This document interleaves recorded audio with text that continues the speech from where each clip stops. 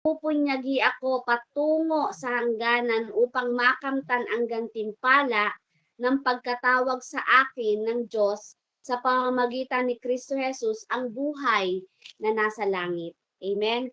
Sa isa pong translation po dito po sa aking una pong napag-aralan, ibang translation po, ang sabi po dito, mga kapatid, hindi ko pa inaakalang aking nakamtan, medyo malalim po kasi ito, ngunit isang bagay ang aking ginagawa. Nililimot ang mga bagay na nasa likuran at nagsusumikap patungo sa mga bagay na nasa unahan. Ako'y nagpapatuloy patungo sa layunin upang makamtan ang gantimpala ng mataas na pagtawag ng Diyos kay Kristo Jesus. Amen. Ayan po. Purihin ang Panginoon po sa kanyang salita. And bago po ako magpatuloy, nais ko po munang salubungin po ng worship ng papuri ang atin pong Panginoon. Ayan. Salamat sa Panginoon dahil muli po, pagsalubong natin sa napakagandang taon na ibibigay po ng Panginoon sa atin. Amen. Sige po, mabilis lang po ito. Papurihan ko lang po ng konti ang ating Panginoon. Amen. Hallelujah, Lord God. We worship you, Panginoon. Amen. Hallelujah. As I come into your presence, past the gates of praise, into your sanctuary, through standing face to face. I look upon your countenance, I see the glory of your face. I can only bow down and say, ayan po, ulitin ko po simula sa umpisa. And then pag narinig niyo po mga kapatid yung I can only bow down and say, free po ang bawat isa na sabihin, kausapin sa Panginoon, magpakumbaba sa Panginoon sa oras na ito, kung ano po yung nais niyang sabihin sa Panginoon ngayong papasok po ang taong 2026. Bahala po kayo na mag-declare po, pero napakahalaga po ng ating pong declaration. Amen. Kung ipahahayag ng ating mga labi, sabi yan sa Biblia. So, kung nais nyo po, kung kayo po ay may inaasahan at may pangangailangan sa Panginoon, yan, you are free to say kung ano po yung nais nyong sabihin or nais nyong pasalamatan siya sa buong isang taon sa kanyang faithfulness. Amen po. As I come into your presence, past the gates of praise, into your sanctuary, till we're standing face to face. I look upon your countenance, I see the glory of your face. I can only bow down and say, you are awesome in this place, mighty God. You are awesome in this place, Abba Father. You are worthy of all praise. To you our hands we raise. You are awesome in this place, mighty God. You are awesome in this place, mighty God. You are awesome in this place, Abba Father. You are worthy of all praise. To you our hands we raise. You are awesome in this place, mighty God. You are awesome in this place, mighty God. I can only bow down and say, Lord, salamat sa gabing ito, Panginoon. Salamat po sa katapatan mo. Salamat po, Ama, sa buong isang taon, Lord God. na kami ay buhay, kami ay may pamilya, buhay ang aming mga asawa, mga anak. Lord, kami ay malakas. Panginoon, walang anumang malubhang mga sakit. Lord, salamat sa lahat ng provision and favor. Ama, na patuloy na ipinagkaloob mo sa amin sa buong isang taon, Panginoon Lord God. At ngayong gabing ito, Panginoon Lord, patuloy po na tinatanggap namin ang gabing ito na pagmumula ng isang biyaya, Panginoon, na babaunin namin, Panginoon, sa buong isang taon ng 2026. Lord, sa amin pong kalagitnaan, Lord God, we seek and we acknowledge the presence of the Holy Spirit, Panginoon, Lord God. Give us more grace, Panginoon, Lord, to fulfill our calling, Panginoon, Lord God. Patuloy, Lord, na maranasan namin, Lord, yung comfort mo, Panginoon, sa gabing ito, Lord God. At patuloy ko pong itinataas ang aking mga kamay, Lord, at sinasabi, ina-admit ko, Panginoon, Lord, kasama po ang aking mga kapatid na naririto, Panginoon.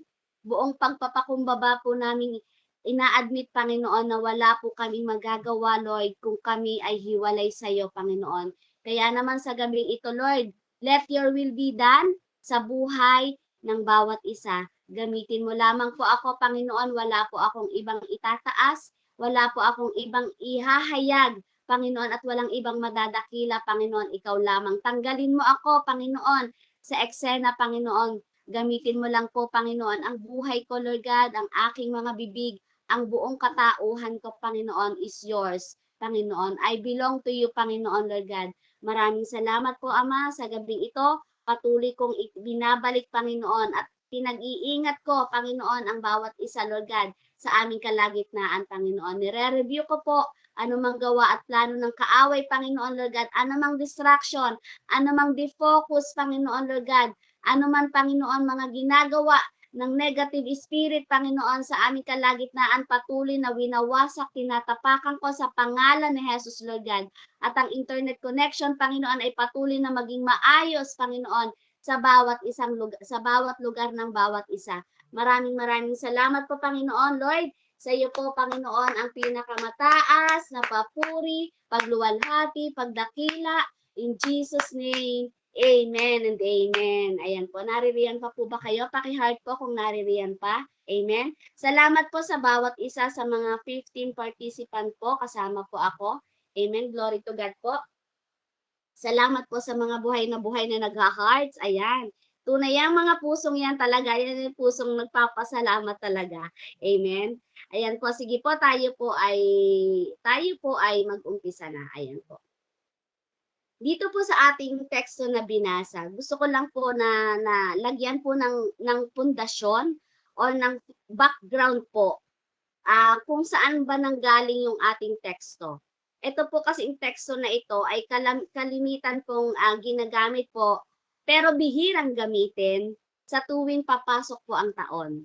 Ito po ay ginagamit to encourage and to give inspiration po sa bawat mananampalataya, lalo na dun sa mga nag-uumpisa pa lang at dun sa mga mananampalataya na may pinagdadaanan na parang nag-50-50 na po yung kanilang passion, yung kanilang fire sa paglilingkod. Pero ngayon po, bigyan po natin ng panibagong twist ang teksto na ito na kung saan po ay i-connecta po natin sa atin pong pinakang title. Ang title po natin ay Focusing on God's Future, Pressing Forward to 2026. Amen. So ang background po nito, ito po mga kapatid, ito po ay sinulat po ni Pablo. At nung sinulat po ito ni Pablo, siya po ay nasa bilangguan. Amen. Ito po ay nakakulong po siya sa Roma. Mababasa po natin yan dun sa Acts nung time na nagsusulat po siya, hindi po siya nagsusulat mula sa comfort zone niya. Kasi wala namang magandang hindi naman komportable ang isang tao kapag siya ay nasa loob ng bilangguan. Alam naman natin ang sitwasyon ng sa bilangguan. Ako nakapasok na ako diyan. Nakadalaw na ako diyan. Ilang beses ko lang nadalaw ang aking kuya diyan ng time na siya ay talagang nagpapasaway pa po. So hindi maganda, talagang napakainit. Alam niyo 'yon, talagang sari-sari ang mga amoy, di po ba? Talagang hirap sila, pati sa pagkain hirap sila. So, talagang makikita natin na nung sinulat po ito ni Pablo, ay wala po siya sa kanyang comfort zone. Ano po? Hindi siya, at ito rin yung time na sinulat niya na hindi siya nasa tagumpay ng ministry niya. Kasi nga siya ay ikinulong. Amen? So siya ay ikinulong po ng Roman Empire. Ano po? So nakakadena ang kanyang katawan, pero malaya yung kanyang pananaw sa hinaharap. Kaya makikita natin dito, paano ba si Pablo magiging inspirasyon sa bawat isa. Napakaswerte natin kasi hindi tayo nakakulong. Kagaya ko, di ba, nandito ako, naghahayag ako ng salita, nasa loob ng kwarto, kumain, maganda ang may aircon, di ba? Ang swerte po natin, ang laki po, pero dito makikita natin na sino tayo, 'di ba? Paano natin nakikita yung ating hinaharap? Ito ba'y inilagay natin sa future sa kamay po ng Panginoon? Amen? Kung si Pablo nga, 'di ba, nakakadena yung kanyang katawan, malaya, pero malaya yung kanyang pananaw sa hinaharap. Kaya mahalaga po ito. So ang mensahe po dito ng sinasabi ko na pressing forward sa pinakang to 2026, ito po ay hindi galing sa isang taong komportable ang kanyang kinalalagyan. Kung atin pong pagbabasehan ano po ang Biblia na dito sa Filipos po grabe po, akala po natin isinulat lang yan basta para lang tayo ma-inspire. Hindi po. Grabe po ang pinagdaanan ng taong nagsulat nito. Amen? Siya po ay hindi galing sa komportableng kalalagayan. Kundi, nung sinulat po niya ito, siya po ay isang taong nasasaktan. Pero, ang pag-asa niya ay nasa Panginoon. So, ganyan po ang atin pong masasaksihan ngayong gabing ito. Kung paano po natin makikita na may pagbabago kaya ngayong 2026 o kaya makakapag self-reflect po kayo. Ano bang pinagkaiba ng 2024 ko ngayong 2025 na patapos na ang taon? So kung may makakasagot po niyan mamaya ay glory to God po. Salamat po. Ano po. Mamaya po may iiwanan akong mga question. Mamili lang po kayo doon na pwede niyong sagutin kahit 2 or 3 or isa kung ano yung pinakang strongest question na direct sa puso niyo. Pwede niyo pong sagutin at yun na po yung pinakang insights niyo. Kasi napakahalaga po na magkaroon tayo ng self-examination sa ating sarili bago po lumipat ang taon. Amen po. So ito, pangalawa, si Pablo po ay may mahabang espiritual na nakaraan. Kung mababasa po natin at pag-aaralan natin sa Filipos chapter 3, tayo po ay 13-14. Pero kung babalikan po natin yung 46, yung verse na 4 hanggang 6, binanggit po dito ni Pablo yung kanyang mga credentials eh. Alam niyo ba yung mga credentials? Lahat tayo may credentials. Amen? Di ba? Binanggit niya dito, Hudyo siya ng mga Hudyo. Di ba? Binanggit din niya na siya'y masigasig sa kautusan. So, walang kapintasan ayon sa batas. Kasi si Pablo po, siya po ay judge. Siya po ay mayaman. Amen? Pero, pagdating po sa verse 7, sinabi niya, ang mga bagay na ito ay itinuring kong pakinabang ay itinuturing kong kalugihan or lugi dahil kay Kristo. So, wala palang halaga yun.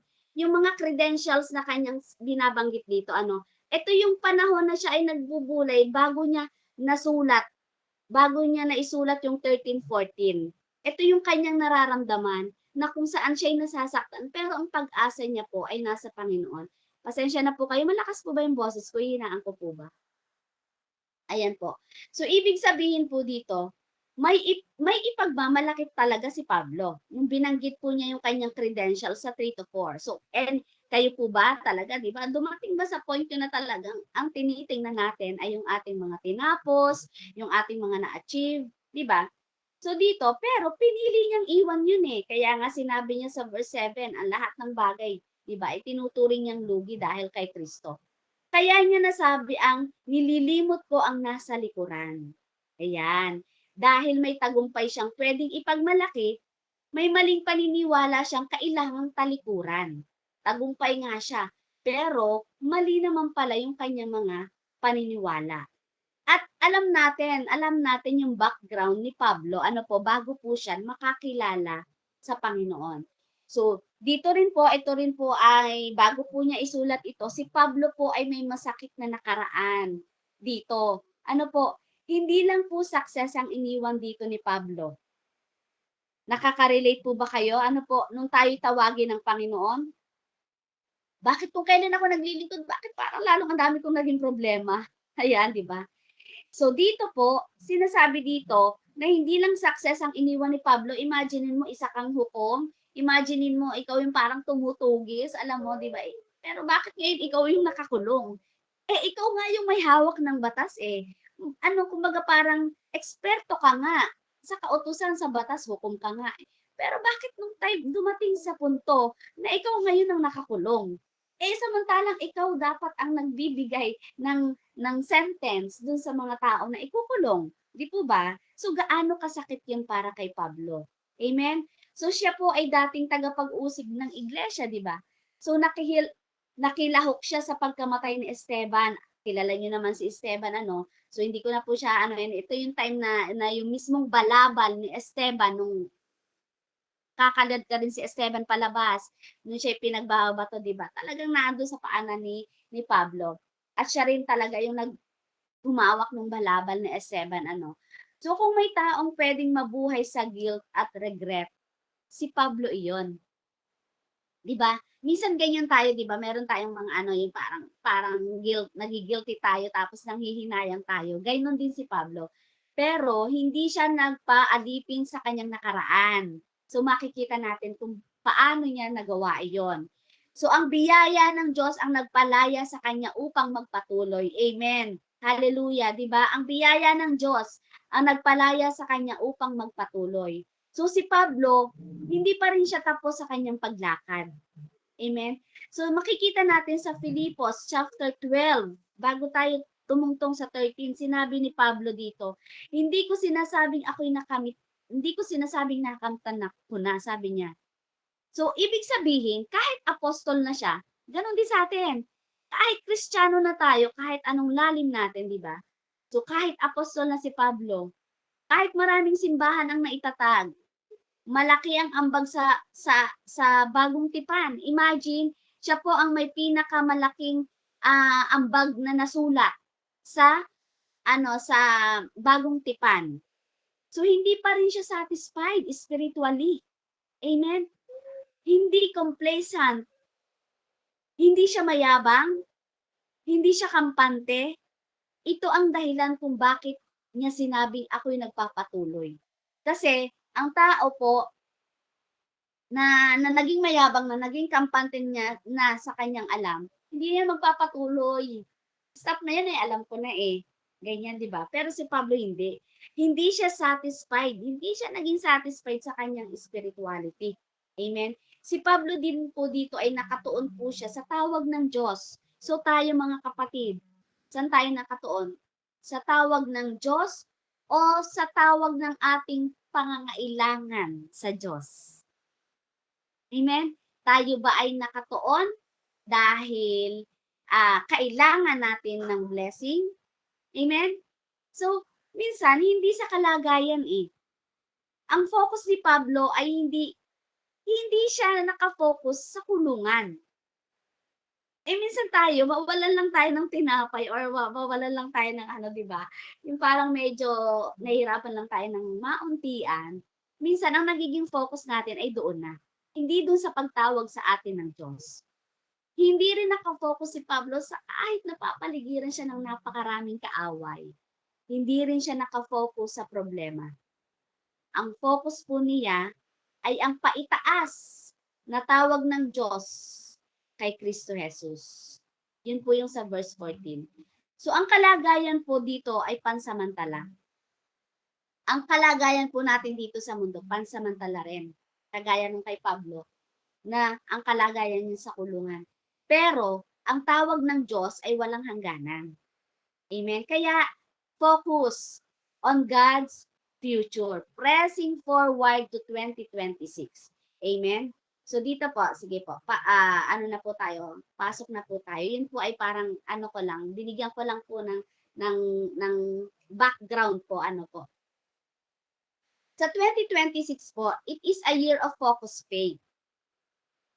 forward movement, mga kapatid, and fresh obedience. So, tandaan lang po natin ngayong 2026, yung tatlong F: focus, forward, and fresh obedience. Hindi po siya basta bagong taon lang ang 2026, kundi bagong direction po dapat natin sa Diyos. So, di ba, katatapos lang po natin na ipagdiwang ang Pasko. So, ang panahon po na ipinapaalala sa atin na dumating ang Diyos sa ating mundo. Yun po yung naging topic ni Sis Bebs nung Wednesday po. Tama ba? Nung tayo po ay nagkaroon ng Christmas party na Jesus is enter into our story. Yun po yun eh. So, katatapos lang, di ba, na ipagdiwang yung Pasko. Pero, yun po yung panahon na ipinapaalala sa atin na dumating ang Diyos sa ating mundo, sa ating buhay, sa ating mga istorya. Di ba? Ngayon naman, tayo ay nakatayo sa threshold ng isang bagong taon. Yung 2026 na paparating. So, ang tanong po ay hindi lang, ano ang iiwan natin sa 2025? Kundi, samahan mo, dugtungan mo ng tanong uli. Ano kaya ang dadalhin ko pagpasok sa 2026? Si Apostol Pablo, mga kapatid, ay nagtuturo sa atin kung paano lumipat ng season ng tama. Amen? Alam niyo po nung ginagawa ko ito, salamat sa Panginoon, sabi ko. Kasi ako pala dati, lumilipat lang ng taon na same pa rin yung ginagawa ko. Alam niyo yun? Kasi ang akala ko ay the best yon. Pero makikita natin na even success ay kailangan kalimutan at iwanan. Amen? Ngayong 2026, mamaya po, dadaanan natin yan. Amen? So ngayon, ano yung dadalhin mo sa pagpasok? So kailangan po na makita natin yung tamang perspective na kailangan lilipat, yung transition, alam niyo yun, kailangan malinaw ang paglipat ng taon na ito na tama. Hindi lang basta lilipat sa akin na January 1. Alam niyo yun, dapat tama ang paglipat mo ng taon. Kaya nga ang ating pong title ay Focus on God's Future. So, hindi po dapat tayo nadadala ng nakaraan at lalong hindi dapat tayo natatakot sa hinaharap. Kundi nakatuon po dapat tayo kay Kristo. Ngayon pa lang po, itutuon na natin ang ating pananampalataya at ang ating kinabukasan ng ating future kay Jesus. Amen? So, dito po sinabi po sa verse 13, ngunit isang bagay ang aking ginagawa. Amen. So, ano po? Paano tayo lilipat ng tama? Paano tayo makakapag-focus on God's future ngayong 2026? Di ba? Una, one focus for a new season. Ulitin ko po, one focus for a new season. Kasi sabi niya sa verse 13, ngunit isang bagay ang aking ginagawa. Pansinin natin, mga kapatid, hindi sinabi ni Pablo na marami akong ginagawa. Ang sabi niya, isang bagay. Ang problema po minsan sa atin, pagpasok po ng taon, di ba? Ang focus natin dun sa ano ang mga gagawin natin. Pero dito, sinasabi ni Pablo, isang bagay ang aking ginagawa. So, ibig sabihin, maraming Kristiyano, lalo na po tuwing New Year, di ba? Sobrang daming resolution. Pero walang malinaw na spiritual direction.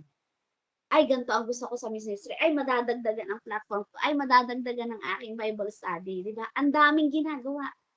Pero, sa paglipat pala natin ng tama sa taon na ito, na nakafocus tayo ay sa future ng Panginoon na inihanda sa atin, isa lang pala ang kailangan nating gawin. Sabi doon, one focus for a new season. Sabi ni Pablo, isang bagay ang aking ginagawa. Ngayon, di ba, sabi doon, gusto natin ng breakthrough. Gusto natin ng blessing.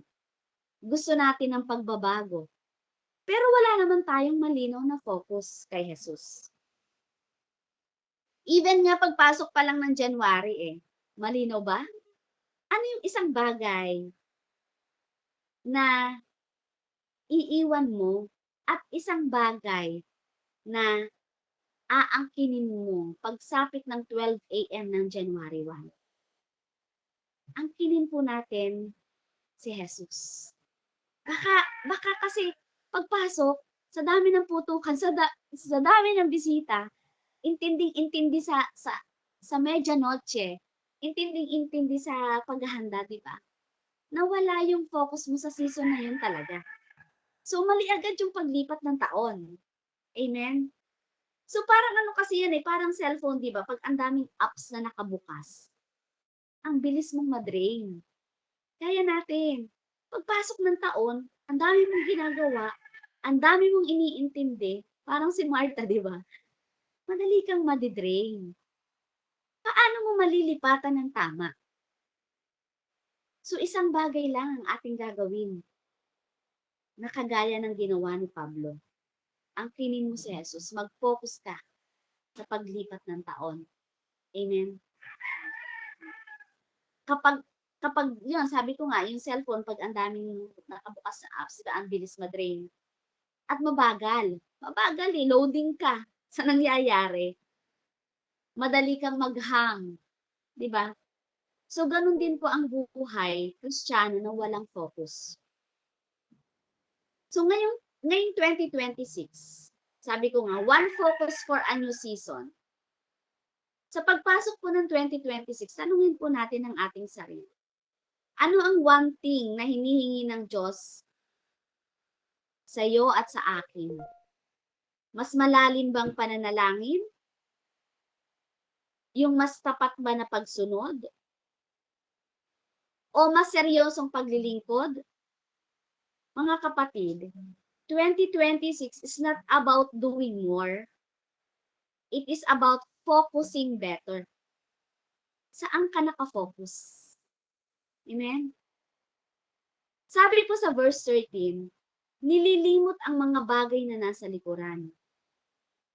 So, paano po tayo makakapag-focus sa future na inihanda ng Panginoon sa atin and pressing forward to 2026? Pangalawa po natin, forgetting what is behind. Ang forgetting dito, mga kapatid, ay hindi yung nangangahulugan na magkakaroon ka ng amnesia or buburahin mo lahat ng alaala mo. Diba? Ang forgetting what is behind or sinabi ni Pablo na nililimot ang mga bagay na nasa likuran, ito yung tinanggal mo yung kapangyarihan ng nakaraan mo sa kasalukuyan mo. So, meron po tayong subpoint dito kung paano natin mapo-forget what is behind. Ano ba yung dapat nalimutin? Una, paglimot sa mga kabiguan. Sige, balikan, i-reminisce mo. Yung ngayong 2025, ilang beses ka nakaramdam ng kabiguan? Amen? Ito ba'y babaunin mo pa ba sa paglipat mo? Marami po sa ating papasok sa 2026 may dalang pagkukulang ako, Lord. Grabe po yung pagkukulang ko po sa inyo. Amen? Maraming dalang kasalanan. Pag isinuko po. Alam niyo yung papasok ka ng 2026 pero meron kang konting-konting dalang, alam mo yun, parang hindi mo mabitaw-bitawan. Even yung mga maling desisyon. Kung nagkamali ka ng 2025, hindi ibig sabihin na maging dapat, kumbaga parang dalhin mo pa rin siya. Kumbaga yung forgetting, sinasabi dito na magkaroon ng pagkatuto. Amen? Yung mga regrets, di ba? Ang kasalanang pinagsisihan ay kasalanang pinatawad na po. So ngayon, kahit ngayong araw na to, wag na nating hintayin na mag-January 1 pa or mag-December 31. We are free na humingi sa Panginoon ng kapatawaran. Alam niyo po ang napakaganda na paghingi ng patawad sa Panginoon. Sulat niyo sa notebook niyo. Sulat niyo. Kahit pa napakarami niyan. isulat niyo. At sa pananalangin niyo, banggitin niyo po sa Kanya. Bakit? Sabi po sa 1 John chapter 1 verse 9, kung ipinahahayag natin ang ating mga kasalanan, siya ay tapat at banal na magpatawad. Amen? So, kailangan natin ipahayag sa Panginoon. Bakit? Tapat siya eh.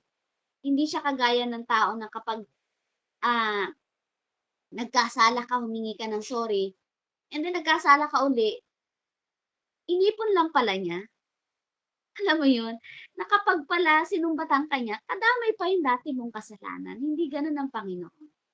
At higit sa lahat, banal po siyang magpatawad. Panginoon lang po ang may kakayanan na makapagpatawad ng banal. Ibig sabihin po, mawawala na yung bakas ng kasalanan mo. Dahil ang Panginoon ay banal. Amen? Hindi mo na siya uulit-uliting gawin kung ipahahayag ng iyong mga labi. Amen? Parang ano yan eh, nagmamaneho, halimbawa tayo na sasakyan, di ba? Pag tingin ka ng tingin sa side mirror mo, di ba? Hindi ka makakarating ng maayos sa iyong alam mo yung parang lagi kang may takot, parang lagi hindi ka nakafocus. Iba ang focus mo. Ang focus mo ay nasa likuran. Ay teka, baka ako mabangga. Ay teka, sino yun, di ba? So hindi ito yung inaasahan sa atin ng Panginoon. Hindi ito yung future na gusto ng Panginoon para sa atin. Pangalawa, yung paglimot din sa mga tagumpay. Ito po yung sinasabi ko kanina. Yung forgetting what is behind, dililimot ang mga bagay na nasa likuran. Bakit? Totoo ba? Sis Meds, na kailangan din limutin yung mga naging success ko noong 2025? For me, yes po. Kasi may mga victories po tayo noong 2025, pero tandaan po natin, ang panalo mo kahapon ay hindi sapat na lakas para sa laban at magtagumpay ka sa bukas. Amen? Pwede nga yan pa rin ang ikaano mo eh, ikalagapak mo dahil ang pinanghahawakan mo yung naging tagumpay ka kahapon. Kailangan mo siyang bitiwan. Amen? Kailangan mong bitiwan ang mga bagay dahil hindi yan ang sasapat para makalaban ka, para magkaroon ka ng lakas para sa susunod na araw. Kagaya nung ginawa ng Panginoon ni Yahweh, 'di ba sa mga Israelita? Yung mga mana, 'di ba, yon, pumapatak na lang siya. Pero may instructions ang Panginoon. Huwag kayong magtatabi para sa araw ng bukas. Pero dahil sa matitigas ang ulo, marami sa mga Israelita ang nagtatabi pa rin. Napakinabangan ba nila? 'Di ba hindi? Bakit? Doon sila nakahawak eh. Ang iniisip nila ay safe ako para bukas may kakainin ako. Amen? So yan po yung gustong pabitawan din sa atin ng ating Panginoon. Yung anointing mo kahapon,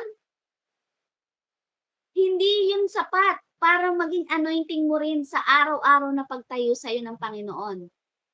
Ano ang sasapat sa'yo? Mag-focus ka sa Panginoon. Amen? Sabi ko nga kanina, wala po tayong magagawa kapag tayo hiwalay sa Panginoon. Kaya po nais pabitawan ng Panginoon yan. Dahil hindi ka dadalhin ng Diyos sa bago habang mahigpit yung hawak mo sa luma. Luma mo na yun eh. Amen? So maging inspirasyon mo na lang siya. 'Di ba? Pero hindi yun yung parang maghahawak sa na teka, nagawa ko na ito, ganito pa rin ako. Hindi. Kailangan lagi nating mag-focus sa Panginoon at dumepende tayo dahil maganda po ang gagawin niya sa atin sa araw ng bukas. Amen. Kagaya yan ng yung sabi ko nga yung mga Israelita, hindi nila napakinabangan eh. Nabulok, napanis. Bakit? Hindi sila nag-focus sa instructions ng Panginoon. Amen. So, ano yung 2026? Di ba pwede nating itanong, ano yung kailangan kong i-release, Panginoon?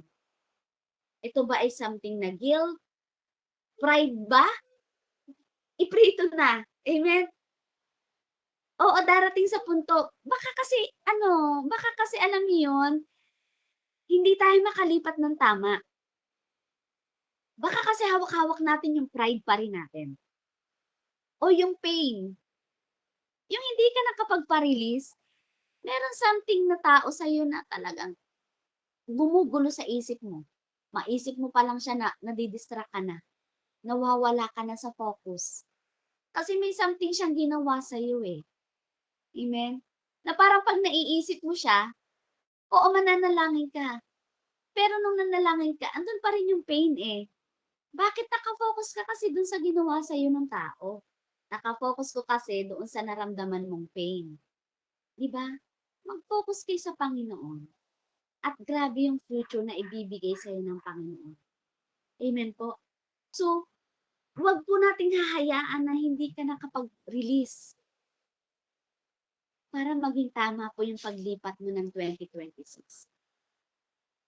Sabi po sa verse 13 din, nagsusumikap patungo sa bagay na nasa unahan. So, straining toward what is ahead. Ang salitang straining po dito ay larawan po ng isang runner. Naka-lean forward, naka-focus po siya sa finish line, hindi siya distracted. So, ibig sabihin po, ang future po na inihanda ng Diyos ay hinihila ka pasulong. Mararamdaman mo naman yan, eh. Kung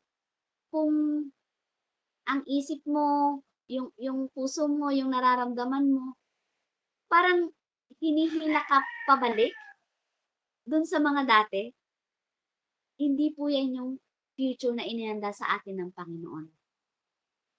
Ang God's future, hihilahin ka niyan forward. Amen? Kung gusto po nating ah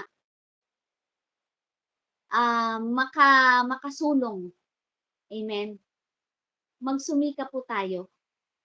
Pilitin po natin or mag-focus po tayo sa Panginoon. Parang estudyante, di ba? Kung nais na makapasa, mag-review. May sacrifice. May discipline po dapat tayo. Hindi po, mga kapatid, sapat ang wish. Ay Lord, ngayong 2026, kailangan ang nais ko po, Lord, ay mas lalo pa akong lumalim. Nais mo. Pero paano ka nag-focus? 'Di ba? Ginawa mo ba yung Joshua 1:8? Kasi kung nagawa mo yung Joshua 1:8, may effort ka, may sacrifice ka, may discipline ka dun sa Joshua 1:8. Anong kasunod ng 8? 9 eh. 'Di ba? Makikita mo yung future na inihanda sa iyo ng Panginoon. 'Di ba? Kailangan may effort yung ating pananampalataya. Ngayong 2026, kung nahihirapan ka, sabi doon, nagsusumika patungo sa bagay na nasa unahan eh. Kung nakafocus ka sa Panginoon, di ba? Magkakaroon tayo ng disiplina. Di ba? Sa ating paglilingkod, pagkakagamit sa atin ng Panginoon, magkakaroon tayo ng sacrifice. Amen. Hindi sapat na, Lord, gusto kong lumalim. Lord, gusto kong magamit. Hindi yun sapat eh. Kasi, kung nagpo-focus ka sa Panginoon, meron kang gagawin, meron kang decision. Mamimili ka. Amen? Napakasarap na nagsusumikap sa mga bagay na nasa unahan na sinamahan mo ng sacrifice. Kaysa yung naging petiks-petiks ka lang. Alam niyo yun? Iba po mga kapatid ang may sakripisyo. Iba po mga kapatid ang may discipline. Sa atin po, sa online po natin, kung nagkataon po na ito ay January 1, nalipatan natin ang taon ng hindi tama. Amen? Kasi, malamang, kung wala sa atin agad na nag-insist, di ba? Nakakahiya naman sa future na ibibigay sa atin ng Panginoon kung hindi tayo nagsakripisyo na, alam mo yun, mag-call, kung hindi natin dinisiplina. baka baka sa paglipat natin mag-ano lang po tayo ngayon, baka sa paglipat po natin maging aware lang po tayo mga kapatid, baka po sa paglipat natin ngayong January, parang nagiging ano tayo, ano ba 'to, paurong. Dapat dapat ang spirit po natin talagang on fire, eh. Kasi wala naman po talagang pinag-iba ang face to face at online. Amen? Kasi isa lang dapat ang focus, eh, 'di ba? Isa ang focus, mapa-face to face o online 'yan, ang focus mo sa Panginoon. May sakripisyo ba akong gagawin ngayong gabing ito? Or I am just a listener tonight? Dinisiplina ko ba yung sarili ko ngayong gabing ito? Totoo ba na yung aking mga tenga nakikinig? Eh, sino ba yung pinapakinggan ko? Eh, si Meds lang naman 'yan, 'di ba? So, may discipline. Sabi ko nga, focus. Kahit pa po sinong pangalan yung nakalagay diyan na nag-i-speak, kung ang focus mo ay sa Panginoon, 'di ba? Lahat ng salita wini-welcome mo sa tenga mo. Kaya nga, dalawang tenga, isang bibig. Mas marami yung part ng pakikinig. Amen po. Pero kung wala ka ng disiplina agad sa pakikinig, paano mo magagamit yung bibig mo? Eh kung sa pakikinig pa lang, sablay na po tayo. Kaya mga kapatid, magsumikap tayo pare-parehas. Sa paglipat po ng 2026, tanggalin muna natin yung parang ang dami. One thing lang, sabi ni isang bagay lang, sabi ni Pablo. Mag-focus tayo sa future na ginawa sa atin ng Panginoon. Napakaganda po ng future na ginawa sa atin ng Panginoon ngayong 2026. Napakaganda po ng future na ginawa po sa ministry ng Bible study, mga prayer warriors, yung glory to God natin every Saturday, lahat ng platform. Napakaganda po. Kaya lang po, kung tayo po ay nakafocus sa ating Panginoon.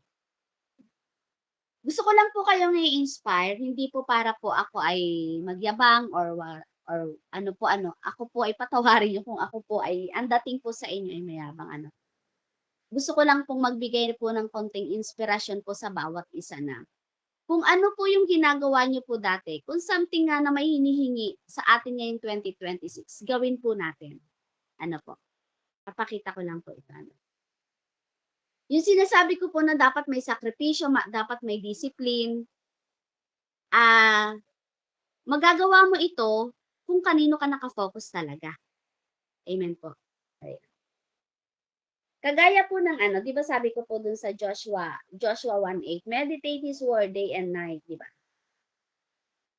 Gusto ko lang po kayong i-inspire ngayong 2026. Baka lang po maano nyo rin po.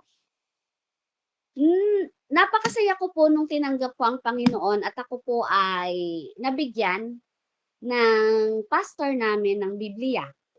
So yan po yung pastor namin. So binigay po ng pastor namin yung aking Bible December 3, 2022. Pero from then po, hindi na po ako tumigil. Amen. Nagkaroon po, December 3, nag-start po agad ako ng first reading ko, 2022. Natapos po siya July 31, 2023. And every time po natatapos ko, cover to cover po. Lagi ko pinapapurihan yung Panginoon. To God be all the glory. Kasi, hindi ko magagawa yung kung wala yung focus ko sa Kanya. Kung ang focus ko ay bilang isang nanay, bilang isang asawa, bilang isang servant, bilang isang worker sa church, baliwala lahat yon. Hindi ko masasabing talagang credentials ko yon kagaya ni Pablo. Focus lang po tayo sa Panginoon. And then nasundan, second reading po, ayan po. Third reading, cover to cover po. Fourth reading, natapos ko po yung fourth reading ko po ay nitong December 10 lang po, 2025. And then nag-start po ako ngayon, fifth reading po, December 11 po, 2025. Kung makikita niyo po, nasa Bible po yan, kung makikita niyo po, blanco pa po ito. Kasi po, nag-i-start pa lang po uli ako ngayon. Sinasabi ko po ito mga kapatid para Hindi po ako magyabang or tularan niyo. Kasi ang totoo naman talaga, kahit pa ilang beses nating mabasa ang Biblia, kahit pa ilang beses pa po nating marami tayong ma-memorize, 'di ba? Balewala pa rin 'yan kung ang focus mo ay wala sa Panginoon. Amen. Ang gusto ko pong i-ano dito, lipatan mo yung taon ng tama. Mag-focus ka sa kanya. Focus ka sa mga salita niya. Huwag mo masyadong gawing komplikado ang mga bagay na hindi naman komplikado. One thing lang ang hinihingi sa atin ng Panginoon. At makikita po natin yung napakagandang future ngayong 2026. Amen. So doon, 'di ba? Sabi doon, straining toward what is ahead. So, 'yon. Sa 2026 po, pwede po nating yung sa pagsusumikap po natin, 'di ba? Sabi doon, nagsusumikap ako sa mga bagay na nasa unahan. Ano bang nasa unahan natin ng year 2025, 'di ba po, 2026? Pwede po nating ayusin natin yung ating prayer life, 'di ba? Ibalik po natin yung ating kauhawan sa salita ng Diyos. Maging intentional po tayo sa discipleship and ministry po na ipinagkatiwala po sa atin ng Panginoon. Ang spiritual growth po kasi hindi po yan aksidente. Ito po ay isang desisyon. Amen. Spiritual growth, hindi po yan aksidente. Yan po ay isang desisyon. Sabi po sa verse 14, ako'y nagpapatuloy patungo sa layunin. Ito na po yung title kong kadugtong ng God's future. Pressing towards God's call. Tayo po, tinawag tayo ng Panginoon. Amen. At ngayong 2026, dapat pressing toward po tayo sa 2026. Patungo po sa layunin. Hindi po sinabi dito ni Pablo na nagpahinga ako, nag-antay ako, sumuko ako. Ang sabi po niya, nagpapatuloy ako. So mga kapatid, ang buhay Kristiyano ay hindi retreat, hindi survival, kundi forward movement. Ayan po. Kung may goal tayo, syempre may prize, di ba? Ang goal po natin hindi pera ngayong 2026. Ang goal po natin hindi position ngayong 2026, hindi trabaho. Bakit? Ang goal po kasi natin mismo ay si Jesus. Bakit? Kung ang goal natin mismo ay si Jesus, ang focus natin ay nasa future na inihanda sa atin ng Panginoon, ang magiging prize po natin, talaga, totoo to, mas malalim na relasyon sa Kanya. Naka-focus ka eh. Siyempre, lalalim yung relasyon mo sa Panginoon. Mas magiging malinaw sa iyo ang pagsunod. Bakit ko ba ito gagawin? Bakit ako mag-join ngayon? Bakit? Dahil ba nahihiya ako kay Sis Bebs? Di ba may mga, hindi, malina, bakit nahihiya ba ako? Kukunti lang sila, pwede rin akong pampadami. Alam mo yun? Alam mo ba yun? Yung focus. Bakit? Sa focus makikita mo ng malinaw. Hindi po blurred. Bakit ako? Ano nga awitin ko? Ay sige, ganito na lang. Okay lang naman sa kanila, mga Kristiyano naman sila, hindi naman sila mamimintas eh, kung anong boses ko, kung paano ko inawit ito eh, basta nairaos ko. 'Di ba? Alam mo 'yun? Napakasarap na ang linaw ng ginagawa mo. May malinaw sa'yo. Hindi lang para maging malinaw dun sa iba. Una, malinaw sa'yo kung bakit mo ginagawa 'yun. Amen? At kapag ang goal mo naka-focus sa'yo sa Panginoon, mas nagiging tapat ka sa buhay mo. Amen? Alam mo 'yun, ang sarap maging tapat. Baligtarin mo ang tapat-tapat pa rin. Wala ka pa, pag pala tapat ka, wala kang ibang kahahantungan kundi maging tapat pa din. Yun po yung kasing prize na binigay sa atin ng Panginoon pag tayo naka-focus sa Kanya. Nagiging tapat ka, Lord. Hindi ako matutulog ngayon hangga't hindi ako nakapagpapanalangin ng maayos sa'yo. Hindi yung 2025, Lord, pagod ako. Salamat po sa biyaya, salamat po sa pag-iingat. Amen. Hindi po ako perfect, wala pong perfect. Ganyan din po ako 'pag sobrang pagod. Pero ito pong sinasabi ko is challenge mismo po sa akin. Dahil ang dami ko rin pong sablay ngayong 2025. And glory to God, nabigyan ako ng pagkakataon na maimensahe yung ganito, atake po sa akin, direct po sa aking puso. Amen po. Mas tapat na buhay. Alam mo yung pinagtatapatan mo. Alam mo yung parang bibitaw ka na, pero ang linaw sa'yo, ang goal mo, naka-focus ka, nagkaroon ka ng malalim, pinagtapatan mo yung bagay na parang bibitaw ka na. Alam mo yung bibitaw ka na eh. Pero naging tapat ka sa Panginoon na, Lord, sa'yo ako naka-focus eh. Imposibleng magkamali ako. Kasi tama yung paglipat ko eh. Tama yung paglipat ko sa'yo. Imposible, Lord. Alam niyo yun, mga bagay na ganon. So, anong dapat mong maging vision? 2026 is a year to press forward, not to pause. Huwag mong ipo-post ang gawain ng Diyos, huwag mong ipo-post ang mga bagay na nais sa'yo ng Diyos. Amen? Kasi yung future na inihanda niya sa'yo, hindi niya pinost yun. Kung medyo na-delay yun, kung yung biyaya niya para sa'yo walang makakahadlang ma-delay man, pero hindi niya pinopost yun, ay matigas. Hindi. Sa atin, ngayong 2026, press forward. Sundalo tayo eh. Diba? Huwag magpatumpik-tumpik. Kung may calling ang Diyos sa buhay mo, huwag mong ipagpapaliban. Amen? Yan ang main secret. Paano mo malaman kung kanino ka nakafocus? Huwag mong ipagpapaliban.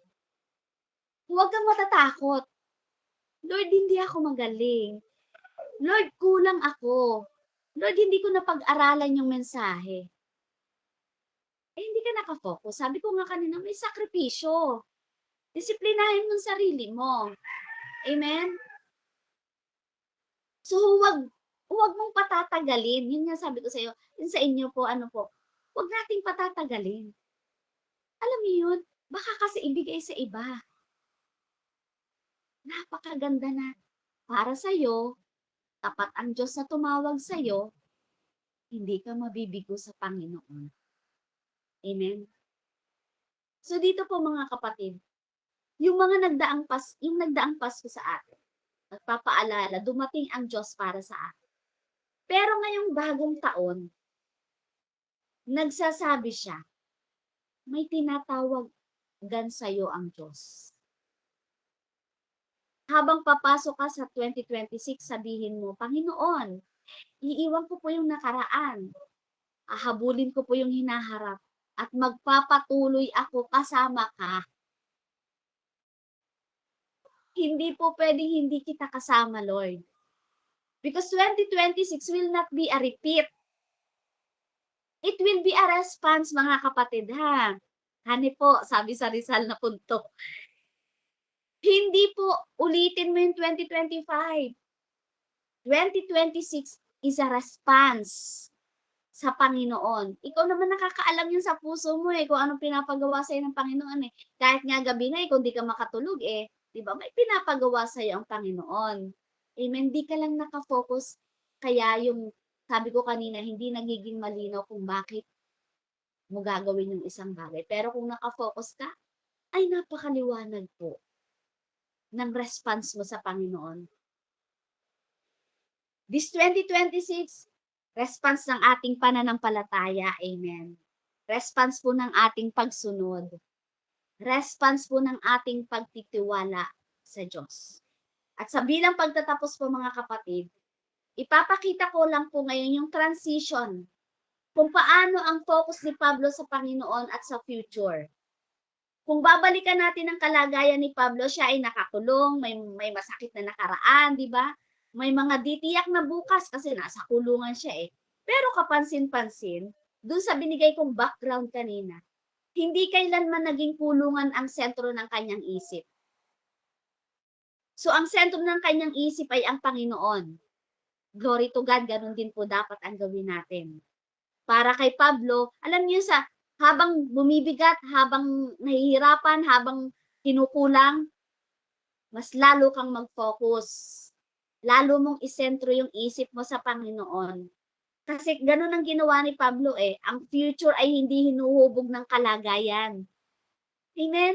Hindi po hinuhubog ng sistema ng mundo. Hindi po hinuhubog ng mga personal nating kakayahan. Ang future po, ang God's future po ay hinuhubog kung sino ang iyong tinitingnan. Diyan ka mahuhubog. Kung kanino ko nagpo-focus. Diyan mahuhubog ang future mo. Hindi mahuhubog ang future mo kung ilang savings meron ka. 'Di ba? Dami mong problema. Magaling ka. Hindi.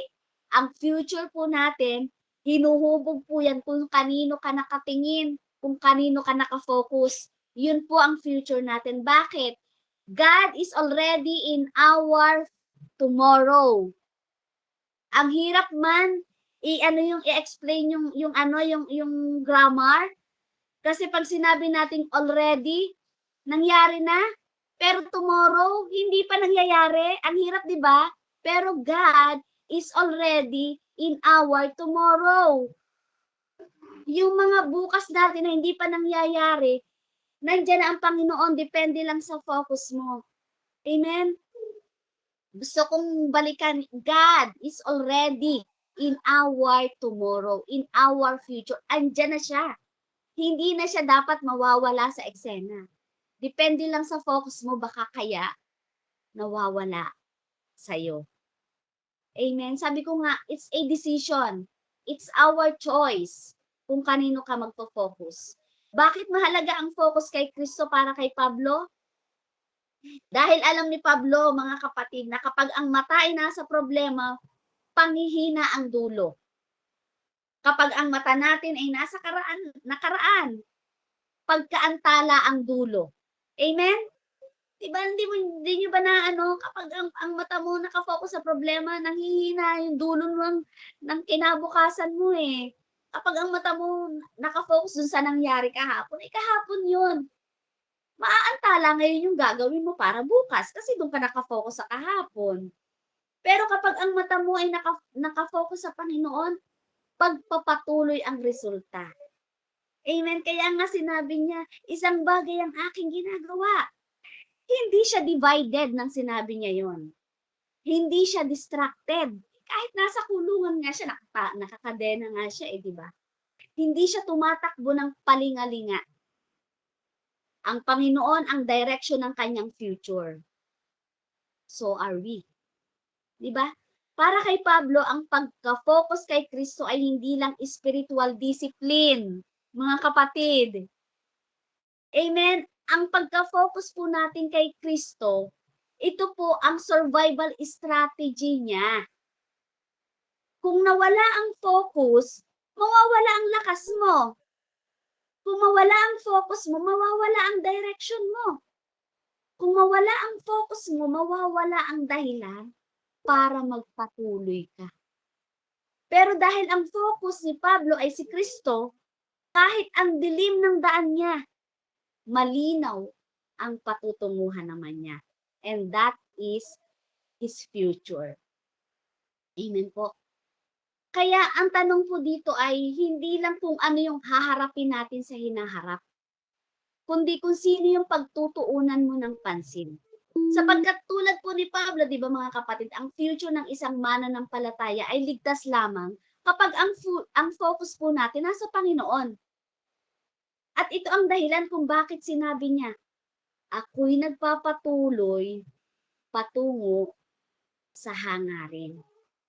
Amen? So, hindi kinatakutan ni Pablo ang future. Dahil ang Panginoon ang kanyang focus. Kaya wala tayong dapat nakatakutan sa araw ng bukas. ngayong darating na 2026. Dahil Panginoon ang ating focus. Everything is coming into our favor. Everything we need, di ba, is coming into our favor. Sabi nga, God is supplying everything we need. Amen. Even the right people are stepping into our lives. Kung kanino ka nakafocus, may mga tamang taong dadalhin sa'yo ang Panginoon na magiging daluyan sa future mo. Amen. Glory to God po. Maraming salamat po sa pakikinig po ng bawat isa. Pasensya na po kung medyo mahaba po. Amen. Glory to God. Salamat po. Tayo po ay manalangin. Amen. Hallelujah, Lord God. Salamat po, Panginoon, sa gabing ito, Lord God. Patuloy, Panginoon, na ikaw nga po ang nanguna, ikaw ang naitaas. Tulungan mo kami, Ama.